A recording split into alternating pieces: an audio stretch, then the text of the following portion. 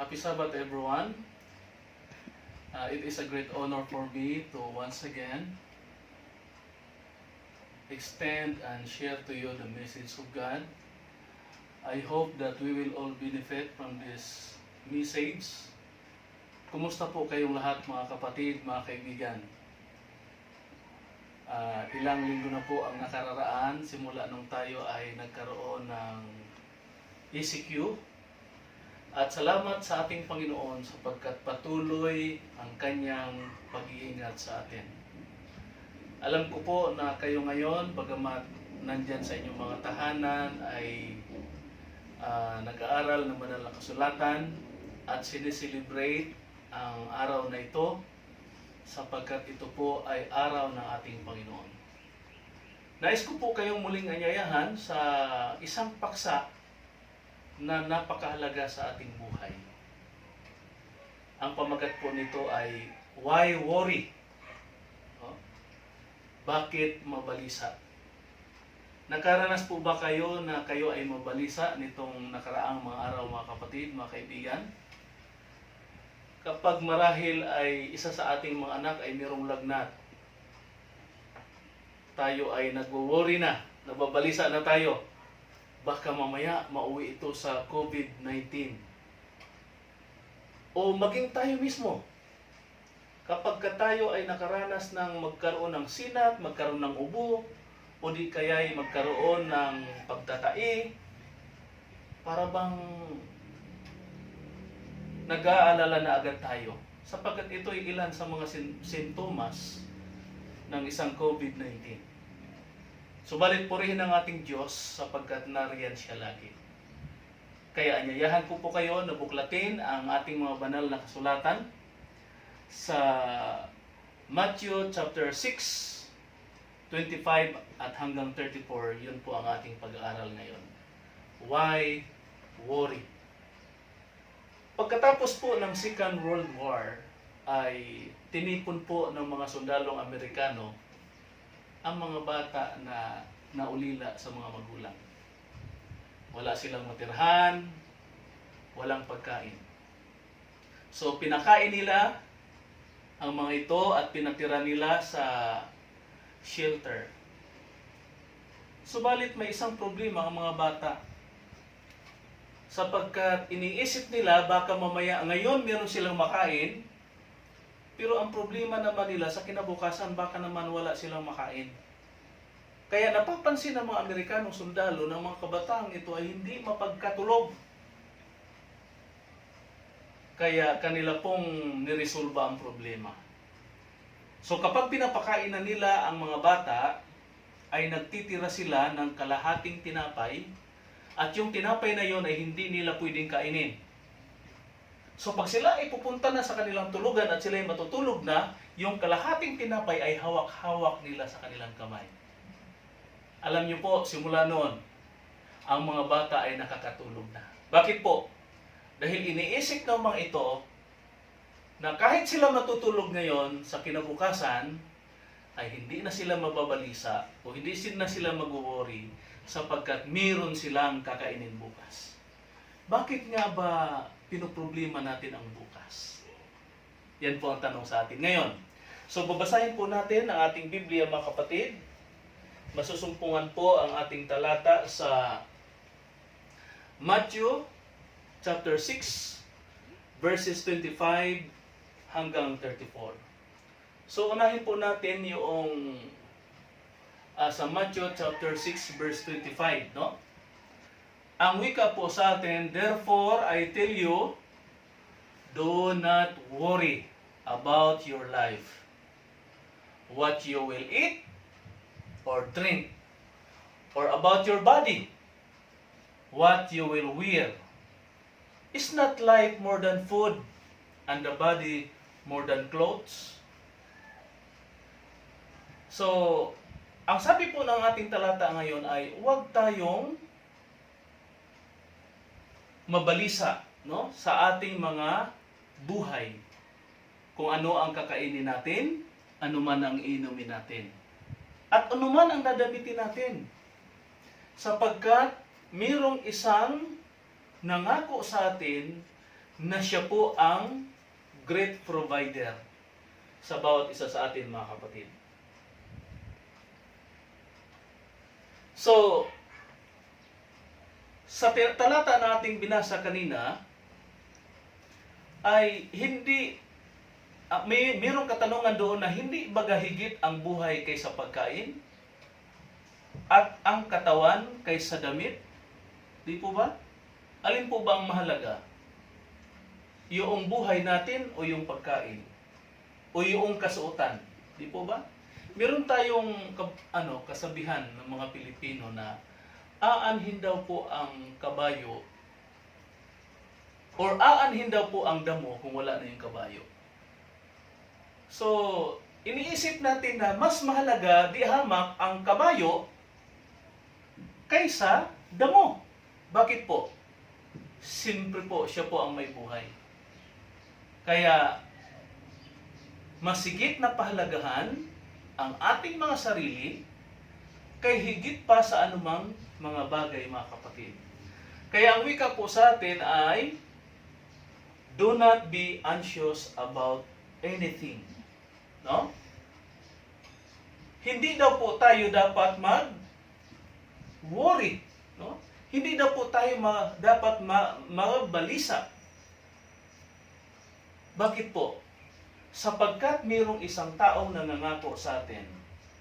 Do not be anxious about anything, according to Philippians chapter 4, verse 6, mga kapatid.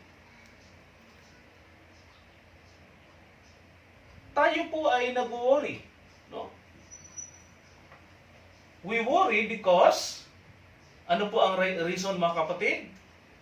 We aren't in control. No? Tayo daw po ay nangabalisa sapagkat hindi tayo ang may control, mga kapatid. Kaya nga po hindi natin alam ang kinabukasan eh. Di ba? Hindi natin alam kung ano ang mangyayari sa kinabukasan. Kaya sa kasalukuyan, tayo po ay nababahala. Tayo ay nababalisa. Tayo ay nababalisa sapagkat ano po ang wika sa atin? We worry because we aren't in control. Hindi po tayo ang may control. There is somebody na mayroong control at walang iba kundi ang ating Panginoon. Ang wika po sa atin, worry or ang pag-alala ay hindi magpapawala sa kinabukasan ng kapanglawan. Ano daw po? Worry doesn't empty tomorrow with its sorrow. No? So hindi nangangahulugan kung ikaw ay nag-worry, sa kinabukasan ay mawawala na yung iyong kapanglawan. Mananatili pa rin po. Kaya ang wika sa atin, it empties today of its strength. Ano daw po? Ito'y magpapahina sa bawat araw ng lakas. So kapag tayo ay laging nag-worry, panghihinain pala tayo dito. So pag nanghina po tayo, mga kapatid, ano po ang mangyayari? Di ba? Wala kang ganang kumain. Mawawalan ka ng tiwala. Hindi ka na masaya. Hindi ka na makakangiti. At posibleng magkasakit ka. Di ba? Posibleng magkaroon ng constriction yung ating mga daluyan, ng ating mga dugo. Hindi tayo makadumi marahil. Mag-a-arise yung ating dugo. Magkakaroon tayo ng hypertension. So marami po ang posibleng babangon na sakit kapag tayo po ay nag-worry. Ang sabi ng ating pag-aral, hindi kumo tayo ay nag-worry na, ay matatanggal na nito, no? Ang kapanglawan. Okay, ang sabi po sa atin, ayon po kay doktor, no? Ang nagwika po sa atin kanina ay si Corrie ten Boom, no? Siya po ang author ng ating binasa kanina. Ayon po kay Dr. Charles or Dr. Alvarez, stomach specialist at the Mayo Clinic, no? Ang wika po sa atin ay 80% of the stomach disorders that come to us are not organic. Ano daw po? 80% ng sakit sa tiyan na nagmumula sa atin ay hindi katutubo sa atin. No? Yung, di po ba yung tinatawag na hyperacidity? No? Para bang humabdi yung iyong sikmura. Kumain ka naman. Di po ba? So ang wika po sa atin ng isang doktor na si Dr. Alvarez, 80% daw po ng sakit sa tiyan na nagmumula sa atin, ito'y hindi katutubo sa atin, mga kapatid. So ang wika sa atin, most of our ills are caused by worry and fear. Ang pagkakasakit daw po ay sanhi ng pag-alala, pangamba, at takot, mga kapatid. So dapat pala hindi tayo mangamba. Dapat pala hindi tayo mag-worry. Hindi tayo dapat natatakot. Hindi dapat tayo mag-alala, mga kapatid ko. Isang doktor pa ang nagwika, ayon kay Dr. Charles Mayo, mga kapatid. No? Sabi niya, worry affects the circulation, the heart, the glands, ano pa po? The whole nervous system. Ano daw po kapag nababalisa tayo, ano yung naapektuhan? Circulation ng ating dugo, ng ating puso, ng glands, no? At higit sa lahat, sa buong sistema ng ating nervous system. Kaya ang wika po sa atin, mga kapatid, I have never known, according to Dr. Charles Mayo. Sabi niya, I have never known a man who died from overwork. Ang wika po ni Dr. Mayo, ang sabi niya, wala daw siyang nalalamang tao na namatay sa sobrang trabaho. Ano daw po? But many who died from doubt. Mga kapatid, ang wika sa atin. Ngunit marami ang namamatay mula sa pag-aalinlangan. So kapag tayo pala ay nag-aalinlangan, mga kapatid ko, kapag tayo ay doubt, magkakasakit po pala tayo, mga kapatid. So napakaganda ng ating pinag-aralan ngayon. Bakit po? Mayroong paalala sa atin na kailangan hindi po tayo, ano daw po? Mabalisa. Okay. Ang sabi sa atin sa Matthew chapter 6 verse 34, therefore do not worry about tomorrow, for tomorrow will worry about itself. No? Huwag ninyong alalahanin ang bukas, sapagkat ang bukas ang mag-alala sa kanyang sarili. Then why should we worry, mga kapatid? Yan po ang wika sa atin, mga kapatid. Sa patuloy, its day has enough trouble of its own.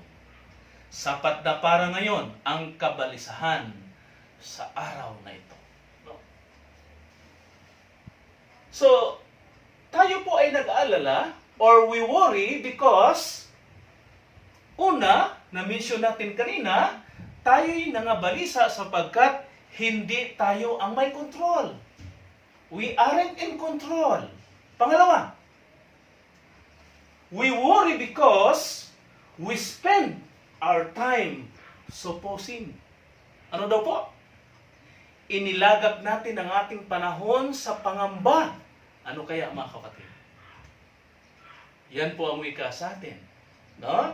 Tayo po ay nababalisa sapagkat inilagak natin ang ating panahon sa pangamba. Kagabi, natulog tayo, mga kapatid. Abay, imbis na makatulog ka ng mahimbing, marami kang iniisip. Marami kang iniisip. Kaya, yung pangamba ay laging naroroon, mga kapatid. Huwag po nating kalilimutan, mga kapatid, na kapag inilagak na natin sa Panginoon, hindi na po tayo dapat mangamba, mga kapatid. Ang sabi po sa atin, ang wika po ng Biblia, sa Psalm o sa awit 23 verse 1. Napaka-favorite natin ito mga kapatid. Sabayan niyo ako. The Lord is my shepherd, I shall not want.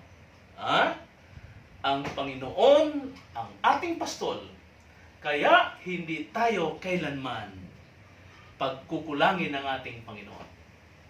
At ang wika po sa ating mga kapatid, worry is when I put more faith in my problems than I do in God's promises. Ano daw po mga kapatid? Ang pag-alala ay kung aking inilalagak ng higit ang pananampalataya sa aking problema kaysa aking ginagawa ang mga pangako ng Diyos. Nabibilang niyo po ba mga kapatid ang pangako ng ating Panginoon? Oh, there are thousands of promises ang ating Panginoon. Dapat nating i-claim. Dapat nating i-claim mga kapatid. No? Worry is when I put my faith in my problems than I do in God's promises. Hindi tayo makakagawa ng solusyon kapag nakatuon tayo sa ating pagkabalisa. Ang sabi po sa atin, how to overcome worry? Yan po ang tanong mga kapatid. No? Paano natin mapanagumpayan o talunin ang pagkabalisa? Yan ang tanong sa atin. Ang wika sa atin ay, change your focus from problems to promises, mga kapatid. Ano daw po? Baguhin ang ating pagtutuunan ng pansin mula sa suliranin tungo sa mga pangako ng ating Panginoon. Ang sarap mga kapatid. Ang sarap. Yes, may problema tayo. Pero kapag tayo ay nababalisa na, baguhin natin. Pagtuunan natin ng pansin, hindi ang suliranin, kundi tungo sa pangako ng ating Panginoon. Ano po ang sabi sa atin? Psalms 55 verse 22. Sundan po niya ako mga kapatid. Napakahalaga nito. Ang wika sa atin ay, cast your cares on the Lord, and He will sustain you. He will never let the righteous be shaken. Iatang daw natin ang ating mga pasan sa Panginoon at Kanyang alalayan tayo. Hindi niya pinahihintulutang makilos kailanman ang isang taong matuwid na mananampalataya. Hindi hahayaan ng ating Panginoon na tayo ay magapi sa ating mga alalahanin. Matalo sa ating problema, mga kapatid ko. Uyayanagin tayo sa ating mga problema. Alam niyo mga kapatid, minsan ay merong isang elder na merong sasakyan. Habang siya nagdadrive ay meron siyang nadaan ng isang diakono na pasan-pasan yung kanyang pinangahoy mga kapatid na panggatong. So nung sinatanaw ng elder, sabi ng elder, pinarahan niya. Sabi niya, kapatid, halika, halika. Sumabay ka na sa akin. Wala akong kasama, ako lang. Tuwang-tuwa yung diakono mga kapatid. Pasan-pasan niya yung kanyang kahoy na dala-dala na panggatong at binuksan niya yung sasakyan noong elder. Habang siya po ay nakaupo doon, napansin ng elder na pasan-pasan niya pa rin yung kanyang panggatong nasa kanyang balikat. Kaya ang sabi ng elder, kapatid, abay, bakit pasan-pasan mo pa rin yung kahoy na dala-dala mo na pwede mo namang ilapag? Nag-gets niyo po mga kapatid? Kung minsan ganun tayo. Pwede naman nating bitawan ang ating mga alalahanin. Bakit pasan-pasan pa rin natin? Ang sabi po ng ating talata mga kapatid, trust in Him at all times. Ilang panahon daw po mga kapatid? Hindi lamang isang bisis, kundi sa lahat ng pagkakataon. Trust in Him at all times, you people. Pour out your hearts to Him, for God is our refuge. Ang ganda mga kapatid. Ang pagtitiwala sa atin or natin sa ating Panginoon sa lahat ng panahon. Ibuhos natin ang ating puso sa Kanyang banal na harapan para sa atin ang Diyos at ang Kanyang kanlungan, mga kapatid. Napakaganda ang wika ng ating Panginoon. Ang wika po sa atin, mga kapatid,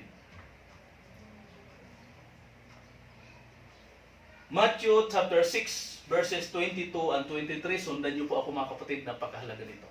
Ano pong sabi sa atin? The eye is the lamp of the body. Ano daw po? Ang mata ang ilawan ng katawan. Kung tapat ang iyong mata, ang buong katawan mo'y mapupuno ng liwanag. If your eyes are healthy, your whole body will be full of light. But if your eyes are unhealthy, kapag ang ating mata daw po ay hindi malusog, mga kapatid, ano po ang wika sa atin? Your whole body will be full of darkness. Ang ating daw pong buong katawan ay mapupuno ng kadiliman. If then the light within you is in darkness, or you is darkness, how great is that darkness? Kaya't kung ang liwanag na nasa iyo ay kadiliman, anong laki ng kadiliman, mga kapatid? Mga kapatid, isa pala sa dahilan kung bakit minsan tayo ay nag-worry. Nagkukulang tayo sa pananampalataya sa ating Panginoon. Nagkukulang tayo sa tiwala ng ating Panginoon, mga kapatid. Ano pa po sa patuloy, mga kapatid? Matthew chapter 6, 26, 28, and 29, mga kapatid, ang sabi po sa atin, tingnan. Pinapatingnan po sa atin. Pinapatingnan po sa atin, mga kapatid. Kaya ini-emphasize ko po dyan yung dalawang salita, mga kapatid. No? Tingnan. Look at the birds of the air. No? Ano daw po? Pinapatingnan sa atin yung mga ibon na nasa himpapawid. They do not sow or reap or store away in the barns, and yet your heavenly Father feeds them. No? Ang sabi sa atin, ang mga ibon sa himpapawid, hindi sila naghahasik, hindi gumagapas, hindi nag-iimbak man sa kamalig, ngunit pinapakain sila ng ating Ama na nasa langit, mga kapatid. Wow! Napakasarap namnamin ang pagpapala ng ating Panginoon. Kaya pinapatingnan sa atin. Ano pa po? Ano pa ang sabi? Sa sunod na talata. See. Mayroong ano po, mga kapatid, no? In-emphasize din po natin dyan. See how the flowers of the field grow. No? Ano daw po? Kung papaanong ang mga bulaklak ay lumalago. No? They do not labor or spin. Yet I tell you that not even Solomon in all his splendor was dressed like one of these, mga kapatid. Ang sarap po namnamin ng pangako ng ating Panginoon. No? Kahit si Solomon daw po, sa buong kalulahatian niya, ay hindi nakapagdamit ng tulad sa isa sa mga ito. Ganda, mga kapatid, di ba? Si Solomon, di ba, mayaman na si Solomon? Pero ang sabi ni Solomon, hindi pa raw siya nakasuot ng ganong kagayakan o ng ganong klaseng damit. Hindi pa siya nakasuot. Ang magpapasuot sa atin, mga kapatid, walang iba kundi ang ating Panginoon. Kaya ulitin po natin, mga kapatid. Ang wika po sa atin, how to overcome worry. Papaano natin mapanugumpayan at daigin ang pagkabalisa na mention na natin kanina. Change your focus from problems to promises. Pagtuunan natin ng pansin mula sa suliranin tungo sa mga pangako. Pangalawa, hanapin muna ang kanyang karya. Isa po pala, mga kapatid, sa sikreto kung papaano natin dadaigin, mapapanagumpayan ang pagkabalisa kapag hinanap natin ang kanyang kaharian. Unang-una, mga kapatid, hanapin muna ang kanyang kaharian. Ang wika sa atin, very common sa atin mga kapatid, at huling talata, Matthew chapter 6 verse 33. Sabayan niyo po ako mga kapatid. But seek first His kingdom and His righteousness, and all these things will be given to you as well. Ha?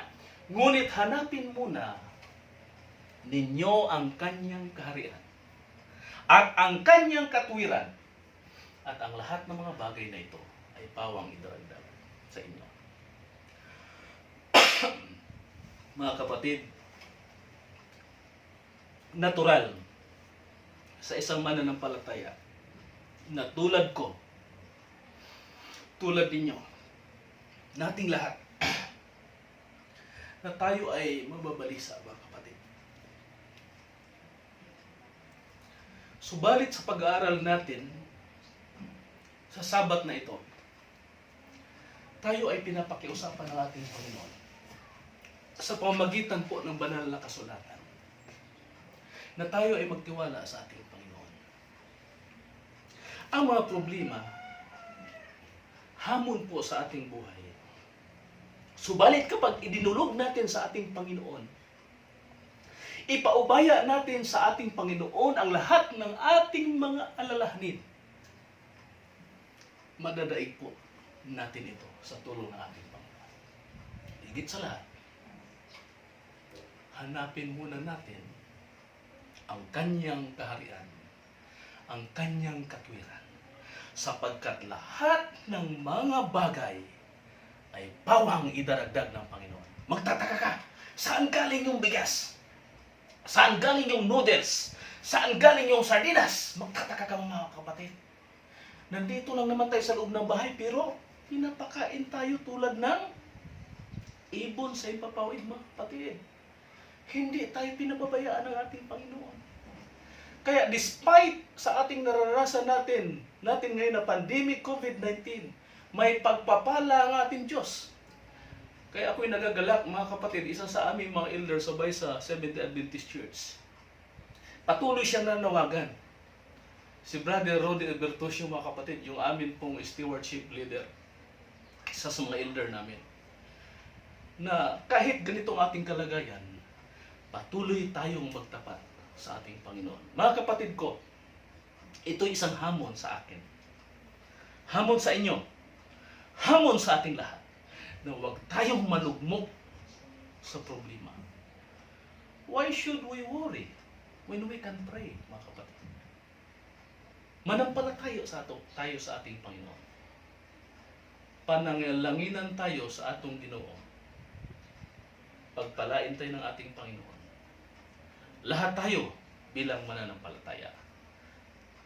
Purihin natin ang Panginoon, mga kapatid. Maraming salamat.